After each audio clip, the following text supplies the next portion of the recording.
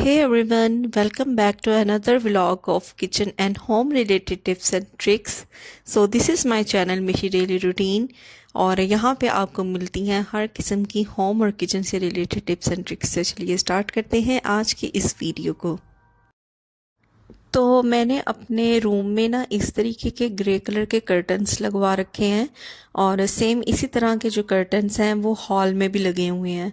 अब कर्टन्स एक ऐसी चीज़ है कि हम हर महीने तो इनको वॉश नहीं कर सकते, ज़ाहिर है कुछ महीने बाद हम इनको क्लीन करते हैं, इनको वॉशिंग मशीन में वॉश करते हैं। लेकिन अगर हम इनको वीकली या डेली बेसिस पे क्लीन करना चाहें तो इसका ना एक बड़ा सही ज़बरदस्त सा सलूशन है कि सिंपल जो डस्टिंग ब्रूम होता है वो लेके जब आप अपने बाकी फर्नीचर की, सोफ़ाज़ की डस्टिंग वगैरह करते हैं तो उसी टाइम हार्डली आपको 5 मिनट लगेंगे। तो अपने जो कर्टन्स होते हैं आपके रूम में हैं, चाहे हॉल में है, चाहे सिटिंग एरिया में है, तो इस डस्टिंग ब्रूम से ना आप एक दफ़ा इसको डस्ट कर लिया करें ताकि जो भी इसके ऊपर गर्द वगैरह है या मिट्टी वगैरह है या अगर कोई जाले वगैरह हैं तो वो उतर जाते हैं।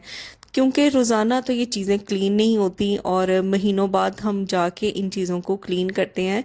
तो अगर डेली बेसिस पे थोड़ा सा इनको डस्ट कर लिया जाए ना तो काफ़ी हद तक ये नीट एंड क्लीन लुक जो है वो देने लग जाते हैं।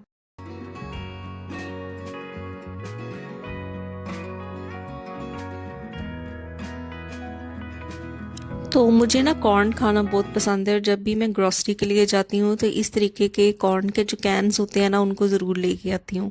अच्छा, इस तरह के जो कॉर्न के कैन्स होते हैं ना, सारी कॉर्न तो एक दफ़ा नहीं खाई जाती और अगर हम इसको ऐसे ही ओपन करके रख दें तो हमें ये डर होता है कि कहीं जो कॉर्न है वो ख़राब ना हो जाए।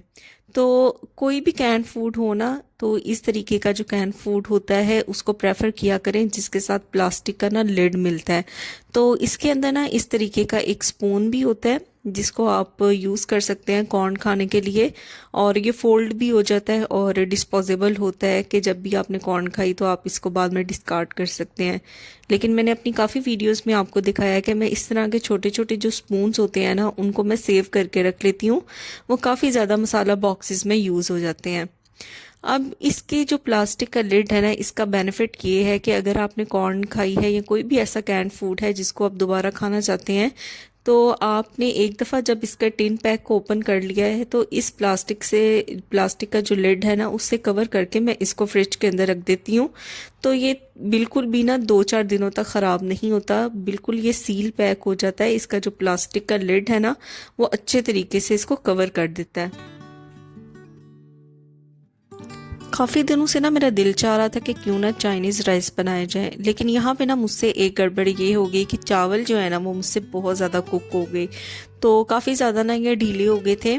तो मैंने कहीं ये रीड किया था कि अगर इस तरीके से चावल जो हैं वो काफ़ी ज़्यादा आपसे बनाते हुए ढीले हो जाएं तो आपने क्या करना है कि जैसे ही आपने इसे कुक किया है ना तो इसको किसी बाउल के अंदर ट्रांसफ़र कर दें और इसको ट्रांसफ़र करने के बाद ना आपने इसको फ्रिज के अंदर रख देना है। तो जैसे ही आप इनको फ्रिज के अंदर रखेंगे ना तकरीबन आप 1 घंटे बाद देखेंगे तो काफ़ी हद तक जो मॉइस्चर होगा ना वो चावलों के अंदर से कम हो जाएगा और जो इनका एक ढीलापन था ना वो काफ़ी हद तक कम हो जाएगा। तो मैंने ये ट्रिक आजमा के देखा है, ये वर्कआउट करता है और कोई भी इसको आजमा के देख सकता है। ये बेनिफिशियल टिप है, ज़रूर इसको फॉलो करके देखिएगा।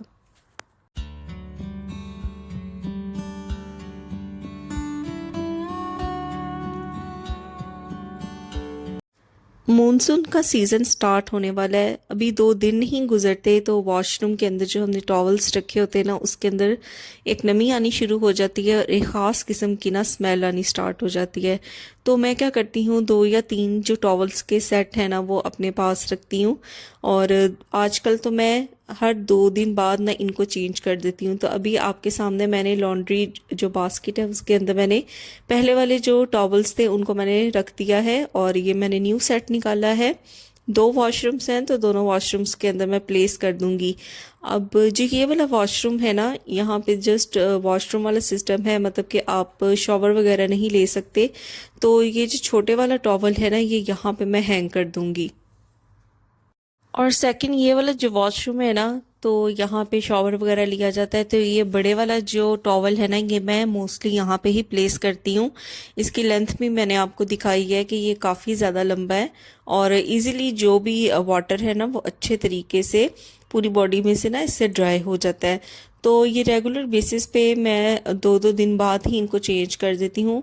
तो इस तरीके के ना 2 या 3 सेट अपने पास टॉवल्स के मैं ऑलवेज रेडी रखती हूँ। अब ये जो शॉवर लेने वाला जो टॉवल है ना, इसको शॉवर लेने के बाद मैं इस तरह डोर पे हैंग कर देती हूँ ताकि ये ड्राई हो जाए, इसके अंदर नमी जो है ना वो बाकी ना रहे, क्योंकि बहुत ज़्यादा नमी जो है ना वो आजकल इस मौसम में मौजूद होती है।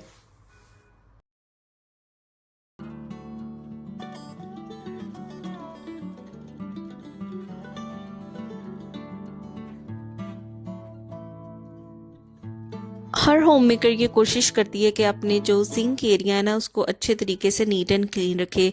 और जहाँ पे ये सिंक एरिया का ड्रेनेज पाइप होता है ना, यहाँ पे बहुत ज़्यादा ना आप समझ लें कि जो भी चिकनाई है या मैल कुचैल है ना वो फंस जाता है और रेगुलर जो क्लीनिंग होती है ना उससे ये क्लीन नहीं होता। तो यहाँ पे मैंने क्या किया है कि बेकिंग सोडा इसके ऊपर अप्लाई कर दिया है और उसके बाद मैंने यहाँ पे वाइट विनेगर लिया है और 2 कैप्स जो हैं वो भर के इस वाइट विनेगर के इसके ऊपर ना ऐड कर दिए हैं। और सेकेंडली मैंने यहाँ पे अपना क्लीनिंग ब्रश ले लिया है जिसके जो ब्रिसल्स हैं ना वो लोहे के हैं। तो ये क्लीनिंग ब्रश भी मैं आपको दिखा चुकी हूँ। अब ये जितना भी गैप एरिया है इस ड्रेनेज पाइप का जिसके अंदर चिकनाई वगैरह या फूड पार्टिकल्स फंस जाते हैं, आप यकीन करें कि जब मैं इसे क्लीन कर रही थी तो इतनी ब्लैक ब्लैक यहाँ से जो चिकनाई है ना वो उतर रही थी और हमें ऐसे लगता है कि हमने अपने हर कॉर्नर को बड़े अच्छे तरीके से क्लीन किया है। लेकिन जब हम इनको गौर से देखें और इनकी डीप क्लीनिंग करें तब हमें पता चलता है कि इनके अंदर कितनी ज़्यादा जो गंदगी है ना वो फंसी होती है। तो इसको मैं अच्छे तरीके से ना इससे रब करूंगी और तकरीबन मैंने इसको छोड़ दिया था 10-15 मिनट के लिए। तो आप ये सिंक एरिया में भी देख सकते हैं कि कितनी ज़्यादा जो मैल है ना वो निकल के बाहर आई है। तो अब इसको मैं सिंपल जो टैप वाटर है ना उससे रिंस कर लूँगी और बड़ी ज़बरदस्त एक नीट एंड क्लीन जो लुक है ना वो आ जाएगी।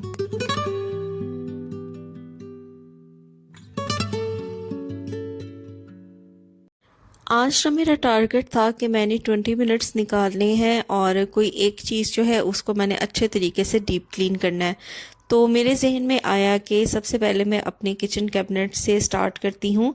तो ये सबसे टॉप वाला जो किचन कैबिनेट है मैंने इसको सिलेक्ट किया है कि आज 20 मिनट्स में मुझे इसे क्लीन करना है। तो सबसे पहले इसके अंदर जितने भी यूटेंसिल्स हैं, जो भी स्पून्स वगैरह हैं, उनको मैं निकाल के शेल्फ़ के ऊपर रख दूँगी ताकि इस कैबिनेट को मैं अच्छे तरीके से पहले क्लीन कर लूँ। उसके बाद मैंने यहाँ पे स्पॉन्ज क्लॉथ लेके जो भी इसके अंदर लूज डस्ट थी या अगर कोई चीज़ वगैरह गिरी हुई थी तो उन सारी चीज़ों को इकट्ठा करके तो मैं इनको डस्टबिन में फेंक दूंगी। उसके बाद लिया है मैंने ये बर्तन धोने वाले स्पॉन्ज और थोड़ा सा डिश वॉश लिक्विड इसके ऊपर ऐड करके तो सारे कैबिनेट को अंदर से बाहर से अच्छे तरीके से मैं रब करूँगी ताकि जो भी मार्क्स वगैरह हैं इसके ऊपर से वो सारे के सारे मिट जाएँ।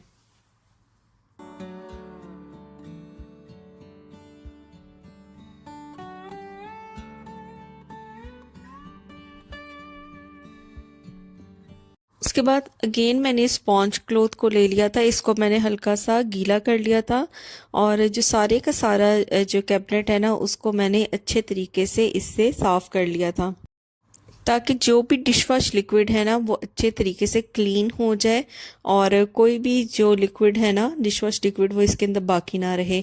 तो अच्छी तरह से क्लीन करने के बाद ना मैं इसको छोड़ दूंगी ताकि ये ड्राई हो जाए कैबिनेट। फिर इसके अंदर मैं सारा सामान है ना वो रखूंगी वापस।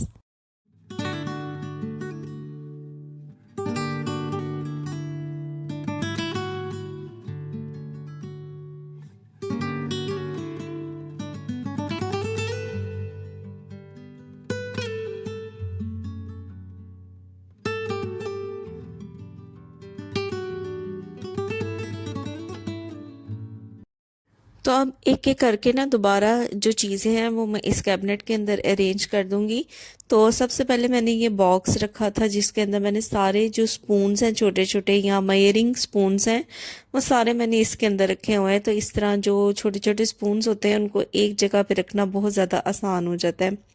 इसके अलावा पीलर है, स्टेनर है और एग कटर है वो सारे मैं एक कॉर्नर में रख देती हूँ, ताकि मुझे पता हो कि इस तरीके के जो छोटे छोटे गैजेट्स हैं ना वो इस कॉर्नर से मिलेंगे। अब कुछ बड़े स्पून्स की बारी आ जाती है।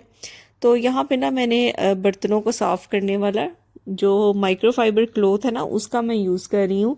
और सारे इस तरीके के बड़े वाले जो स्टेनर्स हैं ना, जो फ्राइंग के लिए भी यूज़ होते हैं या चीज़ों को स्टेन करने के लिए यूज़ होते हैं, वो सारे मैं एक दूसरे के ऊपर रख देती हूँ। तो इस तरह जो काफ़ी स्पेस है ना वो भी सेव हो जाती है और ये सारे इस तरह के स्पून्स एक जगह पे रहते हैं।